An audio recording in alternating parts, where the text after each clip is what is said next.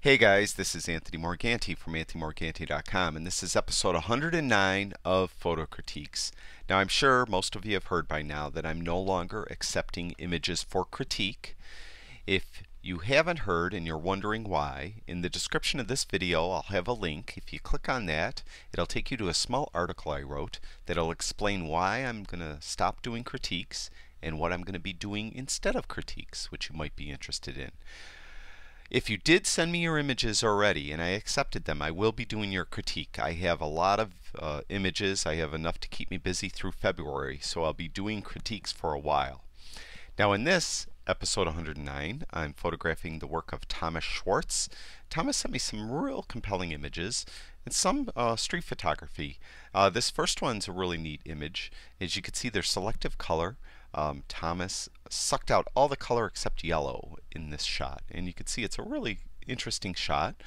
You know, when you do street photography, a real strong technique you can use is selective color. It adds to the shot, and I like what Stephen did with this shot.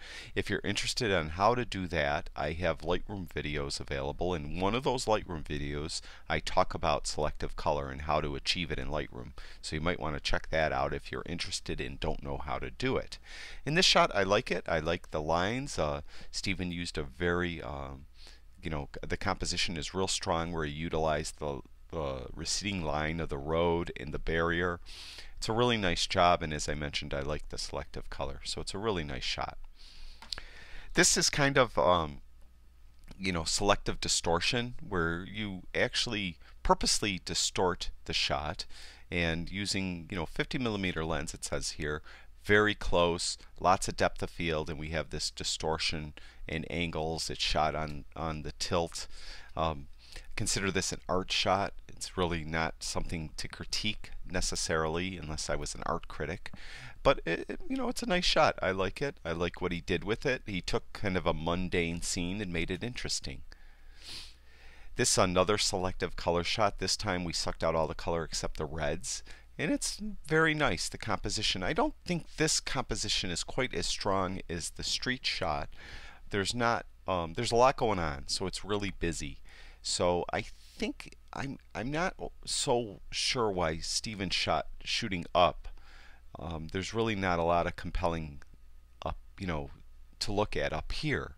So I wondered if maybe there was a stronger image in this scene, maybe backing up a little bit and leveling the camera a little more and utilizing this as more of a frame to the shot. So, you know, it's another one where I suggest you work the scene. But I like the idea with the selective color in the street imagery. I think it's very strong. This too is kind of that purposeful distortion that I talked about in a previous shot. Again, I consider this an art shot, but the exposure itself from a technical point is a very strong exposure, very well done. It was 1/60th of a second, ISO 800. You know, obviously, we could see what we're looking at. It's a very nice exposure. And again, as I mentioned, it's an art shot. I think it's very well done, though. This shot here of the car, the light's a little bit harsh. You can see we've got some strong shadows, but that's okay. It adds some texture to the car, some depth to the car. The only real issue I have with this shot is the background. You know, it's kind of an ugly background. If you could reshoot the car, you know, and you had, you know, the surf ocean behind it, water, you know, something else, sunset behind it, you know, something more compelling, I think it would be a much stronger shot. You also have a dent in the car. You always got to, you know, look at these little things, that what people will notice. My eyes were drawn right to the dent. If the other car is the other side of the car is dent free, shoot the car going the other way so you don't have any dents in the picture. Just a suggestion. I know it sounds trivial, but trust me, I'm sure a lot of people looking at this shot, their eyes were drawn to that tiny dent right there right away. So if you could reshoot this car in a different scene, I think it would be a stronger shot. Also consider flipping it around if the other side is dent free, and if you do have dents on the other side too, you could clone this out so you get rid of that dent. Another selective color shot, very well done. I like it. Again, I consider this more of an art shot, so it's not so much for me to critique. But I like the idea. I like using selective color in street photography. Just don't overdo it. Don't make every one of your street shots selective color. Use it where you think it will be the strongest, where you have something that's a very, very strong color against another area that the color isn't as compelling. So you have something that's like you had in that first one where you had some yellows that really stood out against the rest of the image. Consider doing it then. Like this one, I think, is a good example, although this isn't a street shot, this is a portrait, but you have the reds, which really stand out well against the rest of the picture. We have a very dark shirt against a very bright background, a very compelling pose. I think this is an excellent shot.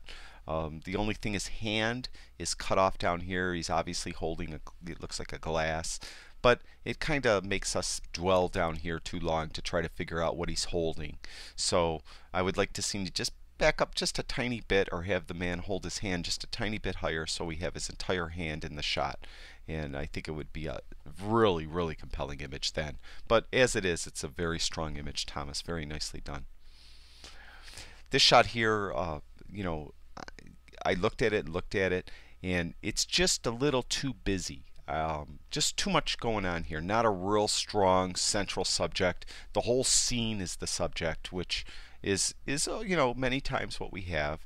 But in this case, it's just too much minute detail to try to decipher, try to look at as the viewer. Also, the processing. We have this very, very bright area which is out towards the outside of the frame. We generally want people to be drawn towards the middle of the frame, and when we have this bright area up here, it just takes our attention away from the rest of the subject. So in this shot, this is probably again one of those scenes where there just might not be a compelling image to be recorded digitally in the scene.